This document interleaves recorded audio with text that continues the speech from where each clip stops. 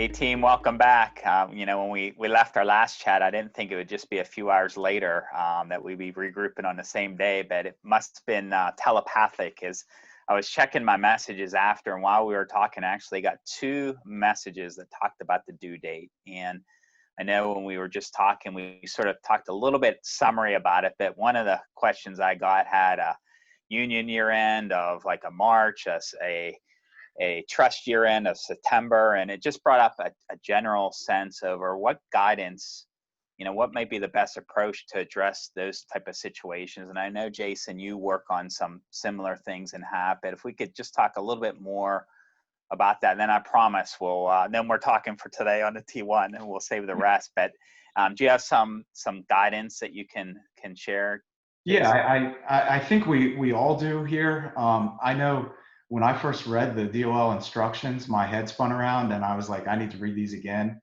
and again and again and again. But I think I have a pretty good handle on it now. The first thing you want to keep in mind is that the requirement is effective for trust year ends that begin after June 4th, 2020. So your year end probably isn't going to start on June 5th or 6th. It's probably going to start on July 1st, if any.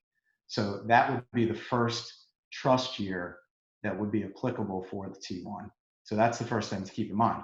Now, we're filming this in July 2020. So that trust year is underway at this point in time. So it's really never too late. And this is probably a good time to start thinking about how am I going to get the data I need if I'm an LM2 filer and I need to do a T1. So as we were talking about this, I had a little sidebar with Ash, and she has a really good system for walking forward from the trust year end to determine for what period you file, but also, most importantly, when the T1 is due. So Ash, you want to talk about that a little bit? Yeah, sure. So for purposes of the example, let me use the trust year ending June 30, 2021, because realistically, I think that's the first year trust year end that'll be due. So right, because they started on July 1st, 2020. Right. Yeah, exactly. Yeah. So okay. If your trust is 6/30/2021, walk forward 90 days. Now we're September 30. Arbitrary date. You don't have to remember it. Just walk forward 90 days. Okay. Now you go forward in time to the next your union's the next year end. So for purposes of this example, let's say it's 12/31/2021.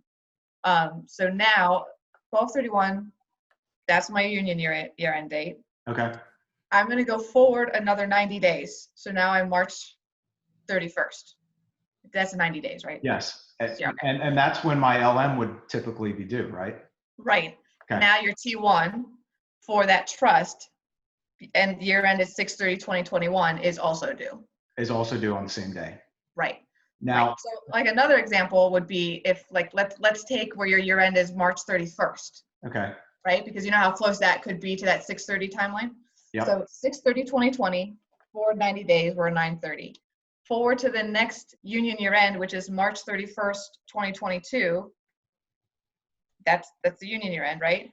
Forward now 90 days, that's June 29, 2022. 29, right. Yep. Now the T1 for that trust is due June 29th, 2022. Okay. That makes a lot of sense. I like that. I like that methodology. Can we go back to the first example of the 6/30 trust and the 12/31 union? So 90 days from June 30th is 31. Is that September 29th? Yes, because July and August have 31 days. They have 31. Yeah. September 28th, right? See, this is where it gets complicated. I told you it was confusing. The days matter. The days matter. The days matter. You can't go by quarters. You got to count the days, right? It's true. Days matter. Yep. So if you go out 90 days from June 30th, and your union year end is within those 30 days. So say hypothetically your union year end is 8/31. No, it won't matter. That's where the exception comes in, right? Right, exactly. And so that initial, when I said that go forward 90 days, but it's an arbitrary date. Yeah. So you would go right past that first 8/31 deadline, right? So nothing's due for that union time, that Right. union year end. Does that answer your question? So it would be due the next year, and you would do the trust year of the prior, you would do the trust filing of the prior year. Yeah, so in that case, your trust 6/30/2021 has a due date of the end of November 2022, almost a year and a half later. Unconventional. Unconventional.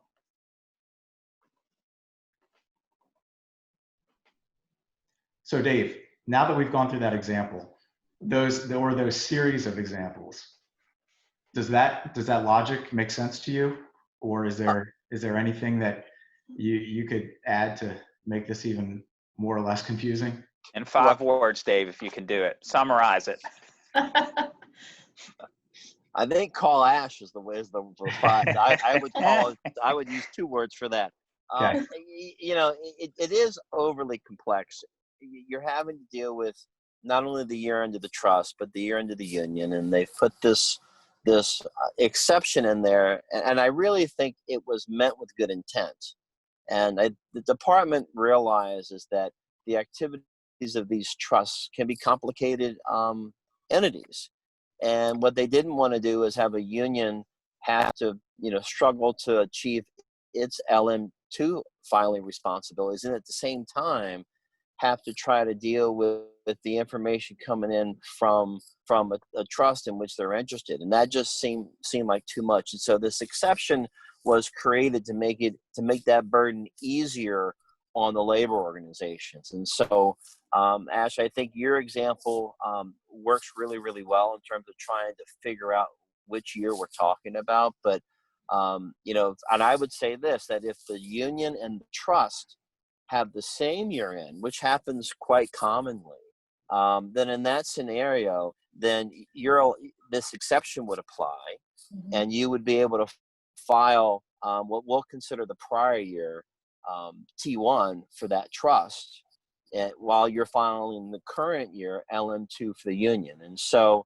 I do think the government was trying to be sensitive to some of the public comments that were made at the time. So I think that's a good thing. They were listening. But I go back to some of our early comments about this is all about managing the data. And what I'm worried about is that, the very first scenario I could think of, frankly, was a trust year end of June 30 and a union with a year end of September 30th of the same year. Okay, that's beyond 90 days. So that would be the very first one of these that would be due. If your union's September 30, 2021, and you have a trust that's June 30, 2021, then you're going to be the first ones up to bat here.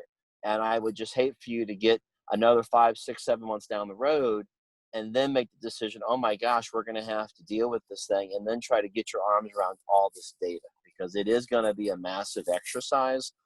So we think the earlier you get started, the better.